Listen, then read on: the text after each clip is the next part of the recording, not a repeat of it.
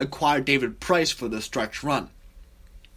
Green, on the other hand, is leading the AL in saves and is pitching the best baseball of his career. That said, he's less of a sure thing like Will Smith is. Unlike Smith, Green is retainable for another season via arbitration. Boyd also wouldn't be a rental. He's team controlled for 3 more years after the season. And then there's Anthopoulos' old mates in Toronto. Injuries have decimated a pitching staff that wasn't that good anyway. Might they be willing to deal Marcus Stroman, finally, and Ken Giles? In a way, Stroman seems like a perfect fit for the cocky and fun Braves. He'll have one more expensive season of arbitration, and has bounced back nicely after a tough 2018 season. A ground ball artist, he seems suited for a team with a great infield defense like the Braves. Giles is pitching like the Giles of old, though he recently hit the IL with inflammation in his right elbow. There's no timetable yet for his return, so this could be a small thing or a really big thing. Like Stroman, Giles has a year of arbitration left. 2 other teams with 2 very different expectations entering the season could become sellers depending on how the next month goes. Both the Rangers and Indians are in the AL wildcard hunt. They each have assets that could be intriguing to the Braves. Mike Minor, Sean Kelly, Trevor Bauer, Brad Hand.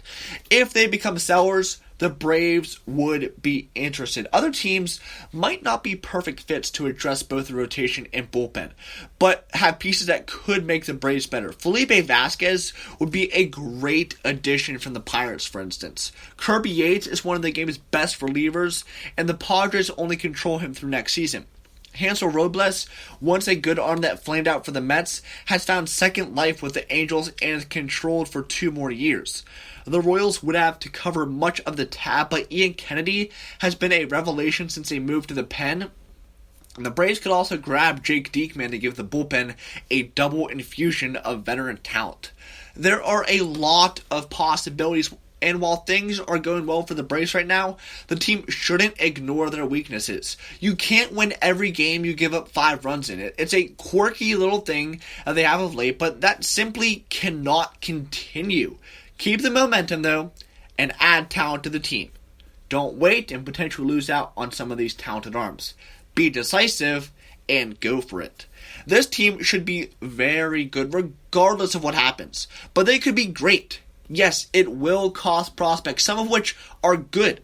You risk watching a prospect turn into a productive major leaguer elsewhere and having a great career, but don't be afraid of that. While the Braves are set up to compete for years with waves of talent coming through, none of that is promised. All you can do, however, is look at what is right in front of you, and that's the 2019 season. What will it take to win a World Series this year? If it's pitching, go get pitching. Be aggressive, Alex. Go get your guys, and let's roll.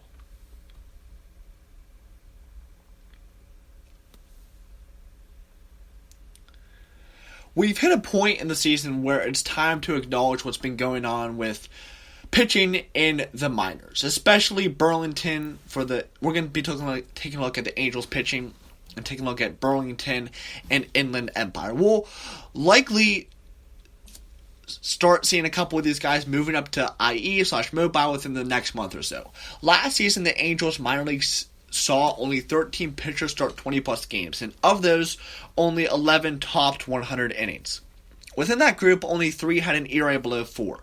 Suarez at 3.92, Canning at 3.65, and Madero at 3.49. 8 had an ERA over 4.50. And 4 of those had an ERA over 6. It was not pretty. This year is shaping up to be quite different, even with Canning and Suarez having hardly thrown any minor league innings. Let's take a look at Patrick Sandoval, 6'3", 190 pounds, left-handed pitcher, 22 years old, drafted in the 11th round of the 2015 draft.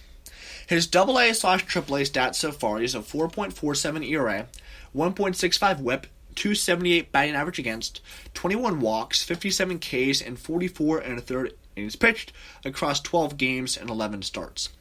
Dominant in Mobile, 32 Ks and 20 innings pitched, Sandoval is slowed some in SLC, 5.18 ERA, 2.14 WHIP, but is still the Angels' next best starting pitching prospect. Next guy, Luis Madero, 6'3", 185-pound right-handed pitcher. He's 22 years old. He signed in 2013 as an international free agent acquired by Los Angeles Angels via a trade. In high A, ball, and double A, his stats combined for a 3.04 ERA, 1.28 whip, 251 batting average against, 17 walks, 59 strikeouts, and 56 and a third innings pitched across 12 games, 10 of those being starts. Madero has had no issues adjusting to Double A and could find himself working in the Angel bullpen in September.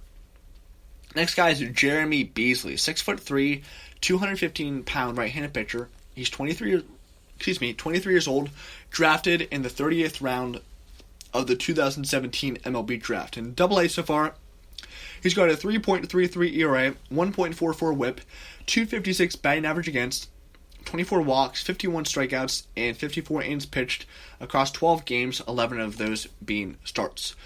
Bulldog Beasley continues to exceed expectations. Strong ground ball percentage of 55 and swinging strike percentage of 16, sort of like pre-2019 Keuchel. Allowed 2 runs or fewer in 9 of 12 games. Next guy is Jesus Castillo. 6'3", 205-pound right-handed pitcher. He's 23 years old. Signed in 2011, he was an international free agent acquired by the Los Angeles Angels via a trade. In Double A so far, he's got a 3.41 ERA, 1.27 whip, a 265 batting average against, 17 walks, 51 strikeouts, and 66 innings pitched across 13 games, 11 of those being starts.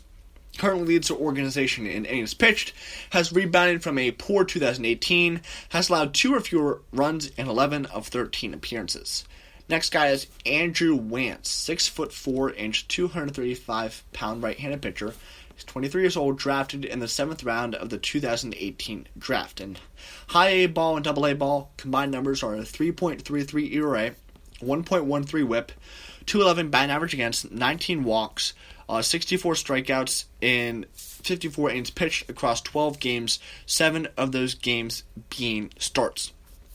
After posting a gaudy 47 strikeouts in 23 innings of relief last year, Angels surprisingly stretched him out to a starter. He hasn't missed a beat. Strikeouts per 9 are near 11. Next guy is Denny Brady. He's 6'1", 200-pound right-handed pitcher, 22 years old, drafted in the 7th round of the 2017 draft. In high A ball, he's got a 3.06 ERA, 1.25 whip, a 228 batting average against, 20 walks, 65 strikeouts, and 53 innings pitched across 12 games, 7 of those being starts. As steady and consistent as a minor league arm can be, has yet to allow more than 3 runs in a game. Next guy is Kyle Bradish, a 6'4", 190-pound right-handed pitcher, 22 years old, drafted in the 4th round of the 2018 draft. He's in high A ball. He's got a 3.50 ERA, 1.31 whip, a 228 batting average against, 20 walks, 58 strikeouts, and 43 and 2/3 innings pitched across 11 games, 7 of those being starts.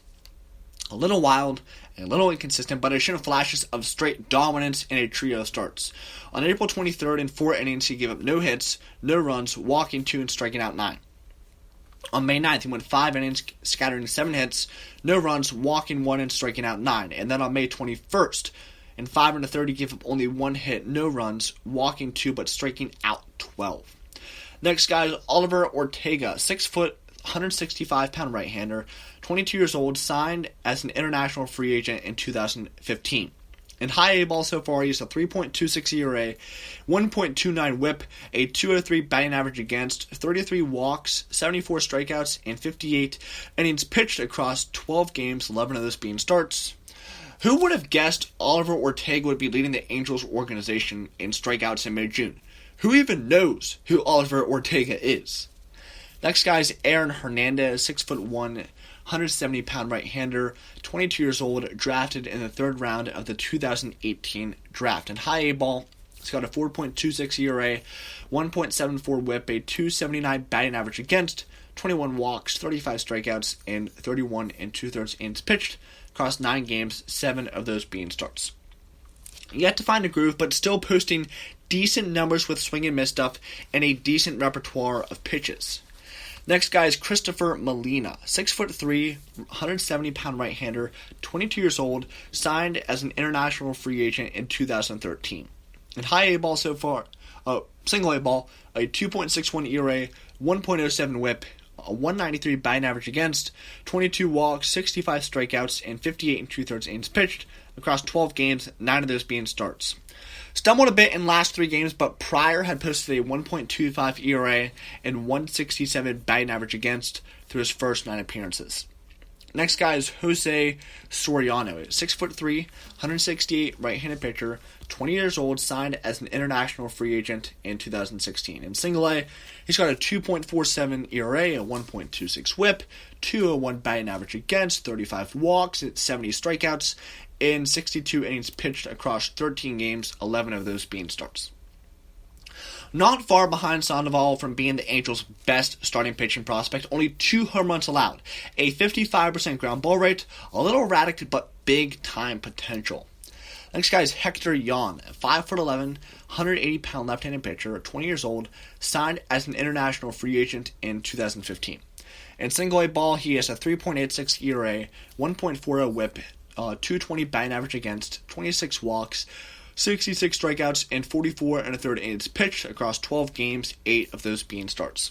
Lots of swing and miss stuff could lead Yan into top of rotation potential, but he'll need to work more efficiently and get a handle on the walks. Only 1 home run allowed. Next guy is Cole Dunsing, 6'4", 175-pound right-handed pitcher, 21 years old, drafted in the 6th round of the 2016 draft. In single A ball, he's got a 4.36 ERA, 1.55 WHIP, 250 batting average against, 33 walks, 51 strikeouts, and 44 1/3 innings pitched across 12 games, 9 of those being starts. Absolutely awful in 2017-18 with an ERA near 10. Dunsing's dramatic turnaround offers hope for brighter days still ahead. Kyle Tyler, 6 foot, 185-pound right-handed pitcher, is 22 years old, drafted in the 20th round of the 2018 MLB draft. In single A ball, he's got a 4.31 ERA, 1.16 WHIP, 217 batting average against, 19 walks, 53 Ks, and 54 1/3 innings pitched across 12 games, 9 of those being starts. Another reliever converted to the rotation, Tyler throws strikes at a 65% clip, coupled with a strong ground ball rate, 53%, producing and putting himself into the mix. Next guy is Robinson Pena, 6'4", 180-pound right-hander, 20 years old, signed as an international free agent in 2017. 3.22 ERA, 1.33 WHIP, 193 batting average against, 32 walks, 61 strikeouts, and 58 1/3 innings pitched across 12 games, 7 of those being starts at the single A level. Steady and consistent in 3 pro seasons, has yet to allow an ERA over 3.68, averaging over 10 strikeouts per 9, only 7 hits per 9, and a total of 5 home runs, and 145 2/3 innings pitched. Last guy we're going to be talking about is Luis Alvarado, 6'4", 210-pound right-handed pitcher, 22 years old, drafted in the 17th round of the 2018 draft. In single A ball, he's got a 2.25 ERA, 1.13 WHIP, a 186 batting average against, 22 walks, 60 strikeouts, and 48 innings pitched across 12 games, 7 of those being starts. I saw 2 or fewer earned runs in all but 1 game and only 3 earned runs in the other. Even more exciting is that still doesn't take into account the 2019 draftees who could ultimately join this list. Jack Kochanovic, Eric Rivera, Garrett Stallings, Zach Peak, Davis Daniels, Zach Lingenfelter, or the legitimate starting pitching prospects who have been injured. Chris Rodriguez, James Swanda, Stuart Aquino, or the other arms who either have had enough prospect pedigree or successes still enter the picture, such as Cooper Criswell, Luke Lynn, Connor Van Scoyoc, Jose Natera, Emilcar Guzman, Jerry Rivera, Kevin Monsignor, Jason Alexander. The growth the Angels have seen this year, both in terms of development and depth added, is quite frankly staggering. And given the number of arms drafted in 2019, only likely to grow. With Epler's aggressive promotions, the use of multi-inning relievers, 6-man rotations, and tandem starters, there's a chance we see the Angels see a lot of these arms start reaching the majors as soon as late 2020 or in 2021. This has been BPN Weekly. Thank you all for tuning in. My name is Benson Fector. Have a safe week, everybody, and we will see you here next week on BPN Weekly, the Baseball Podcast Network's weekly national podcast. We hope you enjoyed. This has been a production of the Baseball Podcast Network. Copyright 2019.